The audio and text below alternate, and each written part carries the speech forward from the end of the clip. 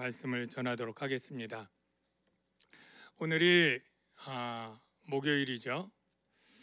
근데 예수님이 이 목요일 밤부터 우리가 금요일이라고 알고 있지만 우리 한국 요일로는 금요일 아침 9시인데 그날이 니산월 13일, 14일 밤 금요일은 유대인들은 저녁부터 시작을 합니다. 그러니까 우리는 금요일이라고 하지만 실제 유대인들이 유월절 어린 양 먹는 것은 금요일 밤이에요. 금요일 밤, 내일 밤이죠. 오늘은 뭘 하느냐 하면 바로 성만찬과 성찬을 하는 날이 목요일입니다. 예. 원래 유월절 먹는 게 금요일 밤에 양고기를 먹거든요. 근데 예수님은 금요일 밤에 자신이 어린 양으로 죽어야 되기 때문에 그렇기 때문에 어린 양 죽을 때 자신이 같이 죽어야 되기 때문에 그 양고기를 먹는 그 일정이 안 맞아요. 그래서 하루 앞당겨서 유월절 식사를 하는 거예요. 그게 우리가 최후의 만찬이다, 성만찬이다 이렇게 표현을 하는 거예요. 그래서 목요일 이제 오전은 아직 12일입니다. 예. 그래서 이제 유월절 양잡을 무교절이 이른지라 예수께서 베드로와 요한을 보내 가지고 가서 우리를 위하여 유월절을 준비하여 우리로 먹게 하라 이렇게 명령을 내립니다. 유월절 때에 이 예루살렘 성 안에 많게는 10만에서 12만 명이 전국에 그리고 세계에서 있는 사람들이 오기 때문에 그 안에서 방구하는 게 하늘의 별따기입니다. 왜냐하면 그 당시에는 숙박업소가 전문적으로 있질 않아요. 그러니까 그런 남의 집에서 방 한 칸 빌리고 또는 이렇게 막 하여간 그 허름한 그런 별채 이런 데서 막 지내게 되는데 예수님께서 기적적이고 초자연적인 방법을 명령하죠. 가보면 누가 물동이를 이고 가는데 따라가서 유월절 먹을 그러한 주가 쓸 공간을 달라 하면 줄 거다. 그랬더니 정말로 그 방이 준비됐는데 우리가 아는 마가 요한의 다락방 그렇게 알려집니다.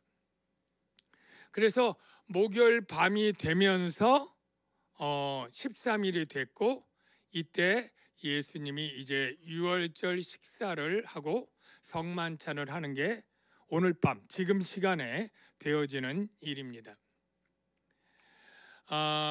그런데 이 유월절의 유래를 조금 우리가 알아야 될 것 같은데 유월절 모세가 이스라엘 모든 장로를 불러 이르되 너희는 나가서 너희의 가족대로 어린 양을 택하여 유월절 양으로 잡고 우슬초 묶음을 가져다가 그릇에 담은 피에 적셔서 그 피를 문 임방과 좌우 설주에 뿌리고 아침까지 한 사람도 자기 문 밖에 나가지 말라.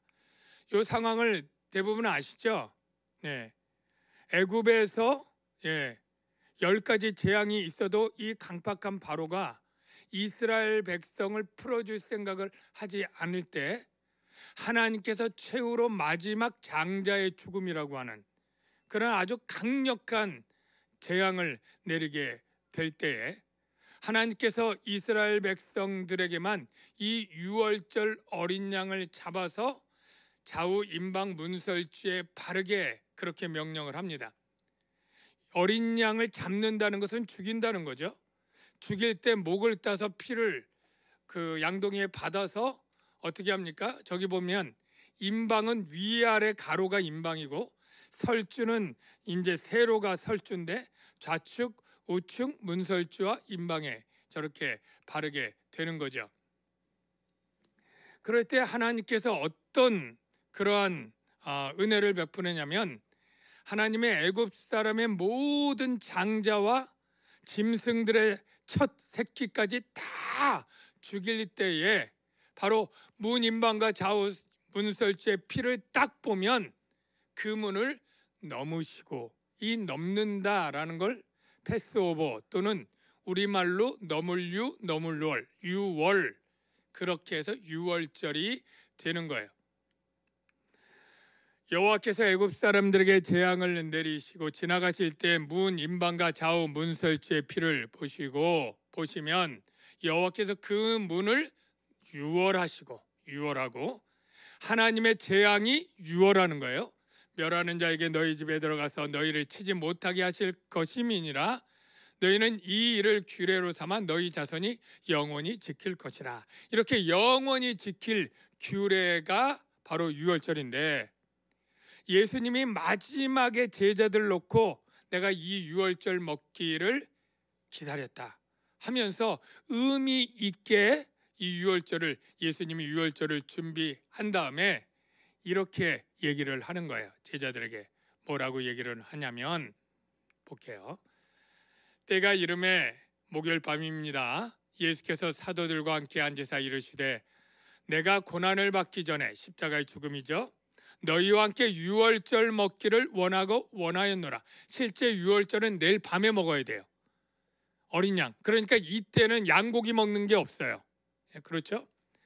왜냐하면 자신이 유월절 어린 양의 마지막 양이기 때문에 그렇게 얘기하는 거예요. 내가 너에게 이르노니 이 유월절이 하나님의 나라에서 이르기까지 다시 먹지 아니하리라. 오늘이 마지막 유월절이라는 거예요. 마지막.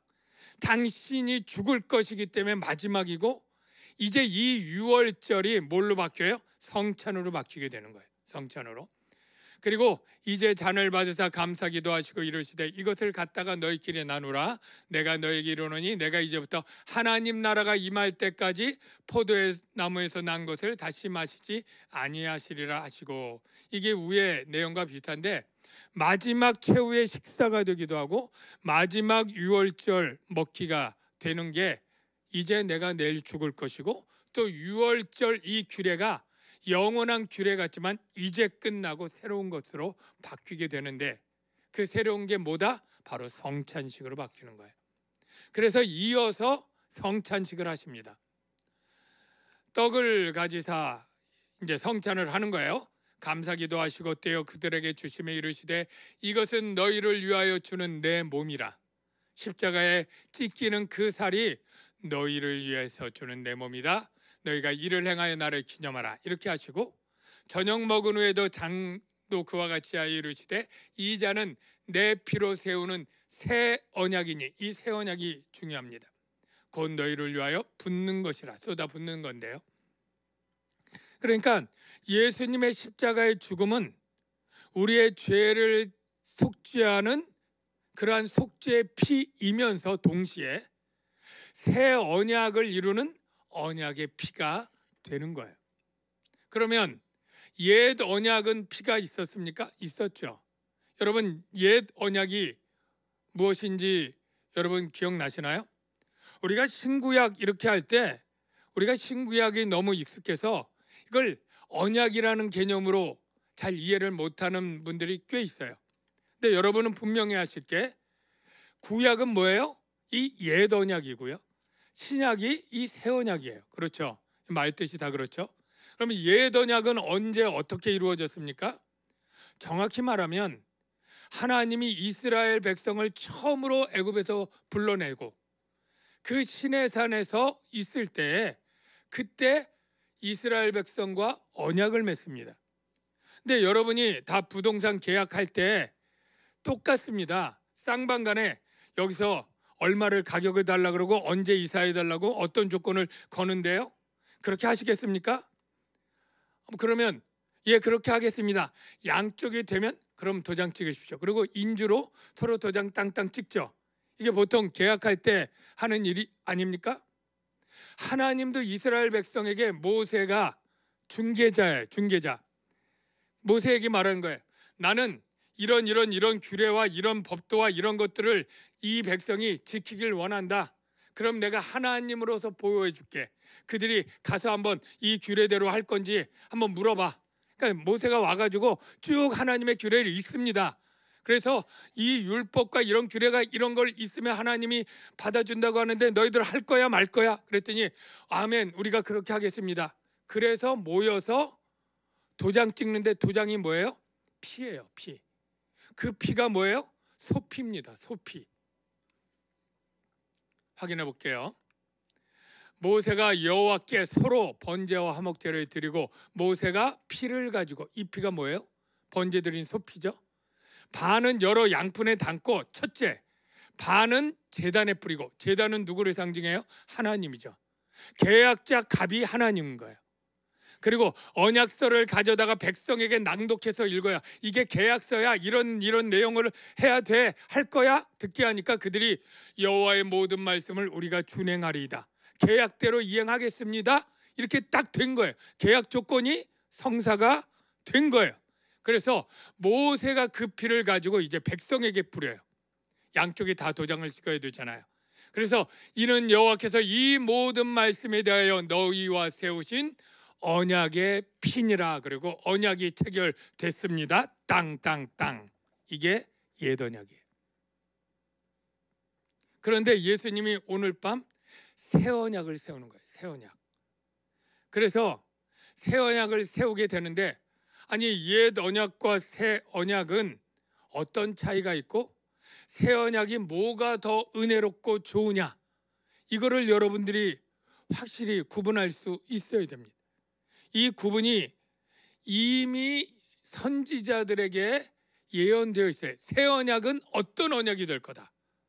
에레미야 선지자가 새 언약에 대해서 예언을 하죠. 31장에 이렇게 말합니다. 여호와의 말씀이니라. 보라, 날이 이르리니, 바로 이 날이죠. 내가 이스라엘 집과 유다 집에 새 언약을 맺으리라. 예수님이 주 30년 6월절 전날 밤에 맺을 그 언약을 예언하는 거예요.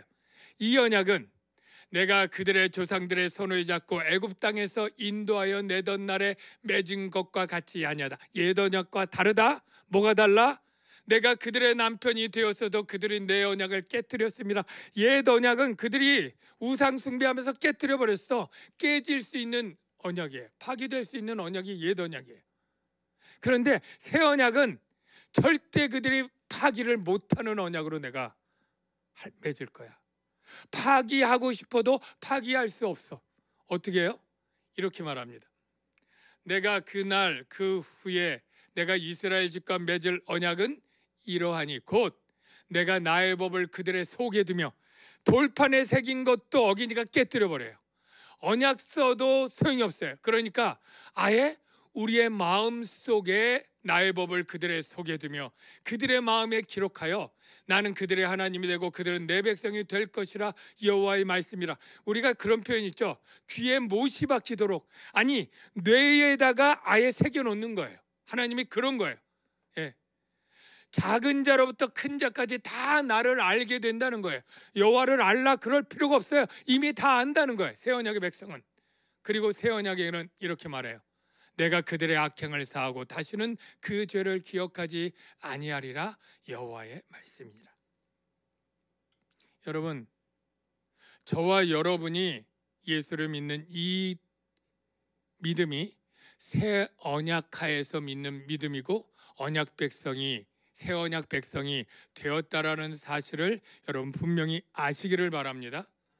그래서 새 언약의 백성은 성령이 우리 안에 오셔서 예수가 주와 그리스도인 것을 믿게 해요.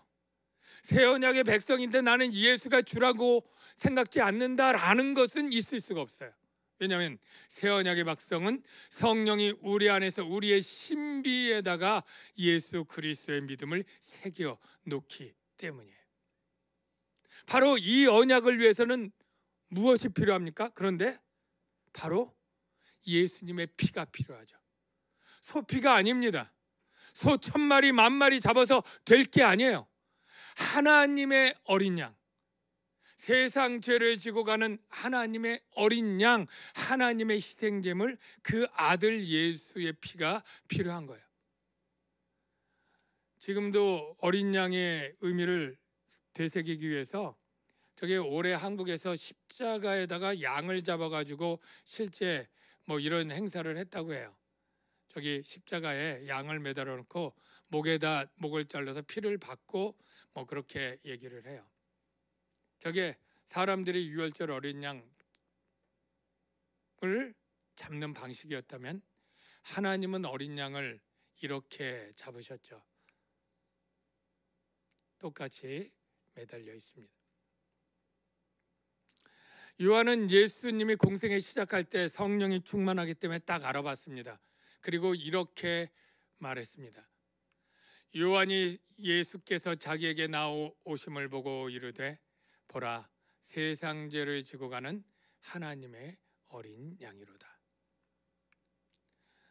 우리가 바로 우리 죄를 위해서 십자가에 어린 양으로 죽으시는 그 예수님, 그 어린 양 때문에 우리는 하나님의 진노에서 유월하게 되었고, 그리고 하나님을 도저히 부인할 수 없도록 하나님이 성령으로 신비에 새겨놓는 새 언약의 백성이 되었다라는 것이죠.